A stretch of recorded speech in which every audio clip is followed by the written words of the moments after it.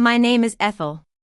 I'm sitting in my quiet lakehouse kitchen, looking at the 2 coffee mugs my husband, Leo, set out beside the sink. Outside, I can hear the frustrated shouts of my father, Henry, at the locked gate. Just moments ago, he called, screaming, "What did you do to the house?" I calmly replied, "I protected it." It all started when I came home from a grueling night shift at the law firm where I worked as a senior paralegal. I was exhausted, my feet aching, and my hair smelling faintly of the office's stale air. My phone was buzzing non-stop, and I thought it was another urgent case. Instead, it was a message from my father in the family group chat. Henry had always been a domineering man. He spent his career as a high-ranking military officer, and even in retirement, he couldn't let go of his need to control. He announced that my beach house, which I'd bought with years of hard work and sacrifice, would be used that weekend for a 3-day family getaway for 20 relatives, from Friday to Monday. It wasn't a question or a suggestion, it was a decision. My mother, Clara, followed up with a message telling me to stock the fridge, ensure there were enough towels, and behave so I wouldn't ruin the weekend. I stood in my dark kitchen, still in the shoes I'd worn while running around the office all night, and something inside me snapped. This beach house was my haven. It was a small, cozy place near the ocean, a place where I could escape the stress of work and the constant demands of my family. I'd spent years missing holidays, pulling late night shifts, and pushing myself to the limit to afford it. It was my peace, my sanctuary. So, I typed a single word, "No." For a moment, the chat went silent. Then my mother sent laughing emojis and wrote, "You really think you can stop us?"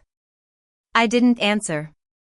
I just put the phone down and let them believe what they wanted. I've always been the one in the family to help out. When my parents needed to renovate their house, I paid for it. When my brother, Jack, lost his job and needed money to get back on his feet, I loaned it to him. When my sister, Lily, wanted to start a new business and needed equipment, I helped her out. At first, they were grateful, but then they started to expect it. And when I hesitated, they got offended. The beach house changed everything. The first time my father visited, he stood on the deck, hands on his hips, and said, "This is a place the whole family can enjoy." I smiled, thinking he meant it in a kind way. But I later realized he was already claiming it as a family property. Over time, the requests started to come. Jack would text asking if the house was free for the weekend because his kids needed a break. Before I could answer, he'd ask about the surfboards and if I had extra wetsuits. It was like he was already planning to come. Once, I said I wasn't comfortable with last-minute visits. He called me 20 minutes later, irritated, saying he'd already told his wife and kids they could go. I gave in because I was too tired to argue. When Leo and I went to the beach house the next weekend, one of the surfboards was damaged, and there were sand and saltwater stains all over the living room. Jack just said, "Kids will be kids," and told me I was being too uptight. Lily was even worse. She came down for what she called a beachside photo shoot for her fashion blog. She turned my beach house into a studio, using my rooms as dressing rooms and the deck as a runway. She posted pictures of my house on her blog without asking, tagging it as the family beach house. When I asked her to take the posts down, she accused me of being jealous of her success. My mother always stepped in, saying Jack was under a lot of pressure and Lily was just following her dreams. My father, on the other hand, was proud. He told relatives they could visit the beach house, giving the impression that he had a say in it. He started saying things like, "We have a place by the beach," whenever someone mentioned summer plans. I tried to set rules. I made a shared calendar and wrote down guest limits, quiet hours, and the community's rules about visitors. But everyone just agreed to them and then ignored them. Leo saw what was happening before I was ready to admit it. One evening, after we'd spent hours cleaning up after another unannounced family visit, he said, "Ethel, they don't ask anymore. They just announce." I snapped at him, saying he didn't understand my family. But deep down, I knew he was right. The turning point came after one of the busiest weeks at the law firm. We were short-staffed, and there were several high-profile cases. I was so exhausted that my hands were shaking when I tried to unlock my car after my last shift. Leo suggested we go to the beach house for a quiet weekend. I told my mother that clearly when she called as we were unpacking. She made that soft, understanding sound and said, "Of course, honey, rest." But 3 hours later, I heard cars pulling up. I stepped onto the deck and saw my parents, Jack, his wife and kids, Lily with her camera equipment, and a few cousins getting out of the cars. They had coolers, beach chairs, and the confidence of people who thought they had every right to be there. My father came up the steps, smiling, and said, "See? This is exactly what you needed. Family around you."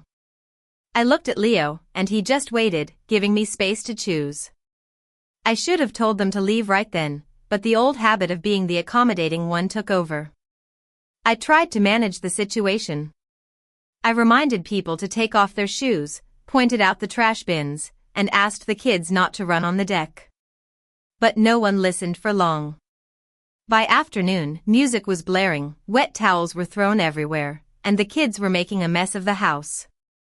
Lily invited some of her friends because she said the light on the beach was perfect for her photos. My mother opened all the cabinets, looking for serving dishes, and got offended when I asked her to stop. My father sat outside, directing people like he owned the place, telling one cousin where to park and another to move the coolers inside. Then, the first warning came. A neighbor texted me, asking if everything was okay because the cars were blocking the driveway. 15 minutes later, the community security came by and reminded me about the guest limits, parking rules, and noise regulations. I apologized, but my father just laughed and said the rules were for other people. By dinner, I was at my wits' end.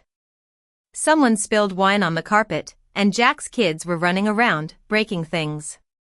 Lily was filming a video in the living room, saying, "Nothing beats a family beach weekend." I asked her to stop, and she rolled her eyes and said I was ruining the mood. My father heard us and stood up, still holding his plate, and said, "Why buy a place like this if you're going to be so stingy about sharing it?" The whole place went quiet. No one said a word to defend me. I looked at my father and finally saw him for who he was. He didn't see my beach house as a symbol of my hard work, he saw it as a way to boost his own status. The next morning, after everyone left, Leo and I spent hours cleaning up. There were sand and dirt everywhere, and some of the furniture was damaged. I paid for the repairs and apologized to the neighbors. On the drive back home, Leo asked, "How many more times are you going to let them walk all over you?" That was when I decided to change. I changed the smart lock code at the beach house and removed the old backup code my father had. I told everyone that visits had to be approved in writing, with clear dates, names, and the number of guests. No extra people, no filming for business, and no sharing the address. My father was furious. He said written permission was cold. I told him cold was better than being taken advantage of. Jack called, asking for money to expand his new business. I asked for a business plan and financial statements. He got angry and hung up. Lily wanted to use the beach house for another photo shoot. I told her it was my private property, not a studio. She sent me a long message accusing me of not supporting her. For a few weeks, the family went quiet. It was a cold, punishing silence. My mother stopped sending her usual check-in messages, Jack ignored me at family gatherings, and Lily posted vague quotes about ungrateful people. But then, Lily posted a graphic on social media about a family beach getaway at my house that weekend. The plan was detailed, with room assignments and activities. My father had already assigned the master bedroom to my parents, and Jack and his family were taking the other rooms. I typed no in the family group chat. My mother sent laughing emojis, and my father didn't even respond. I knew they still thought I'd cave in. But I was done. I took screenshots of everything and called the community management. I told them no gathering had been approved and asked them to cancel all the old guest passes for my relatives. I changed the lock code again, checked the security cameras, and arranged for extra security patrols. Leo asked me if I could live with the consequences. I looked at all the evidence of their disrespect and said, I can live with them being angry. I can't live with letting them violate my boundaries again. And now, here I am, listening to my father's shouts at the gate. The family's perfect beach getaway has turned into a disaster. Some relatives have left, angry and embarrassed. Others are still in their cars, trying to find a hotel. My father is spending his own money on motels, and he can't explain to the relatives why things went wrong without admitting he overstepped. I've learned that family is important, but it's not an excuse to ignore consent. Setting boundaries is not betrayal, it's self-protection. I finally have my peace, my home, and my right to say no.